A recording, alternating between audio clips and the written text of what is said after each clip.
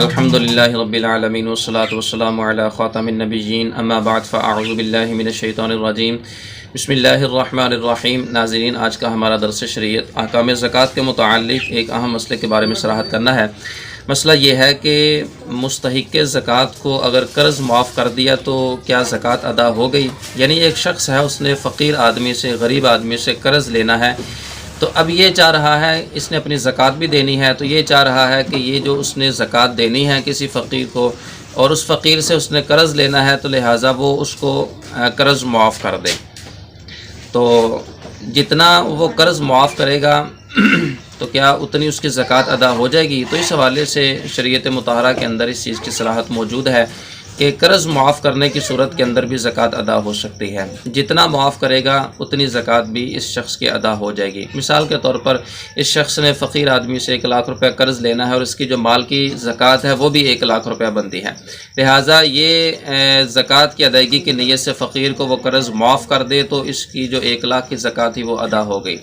اور اگر یہ بعض کو معاف کرے گا، یعنی 50,000 کو معاف کر دیتا ہے تو 50,000 ہی کی زکوٰۃ ادا ہوگی، بقیہ جو 50,000 ہے اتنی زکوٰۃ ادا نہیں ہوگی، وہ اس کو زکوٰۃ دینی پڑے گی اور فقیر کو اتنا قرض بھی اس کو دینا پڑے گا۔ چنانچہ فتاوی ہندیہ کے اندر کتاب الزکاۃ کے اندر اس مسئلے کو صراحت کے ساتھ بیان کیا کہ لو کان لہ دین علی فقیر فابرأ عنہ سقط عنہ زکاتہ نوی بہ عن الزکاۃ او لا، کہ اگر اس کا کسی فقیر کے اوپر قرض ہے، وہ قرض اس کو معاف کر دیتا ہے تو اس کی زکوٰۃ بھی ساقط ہو گئی۔ اس میں اس نے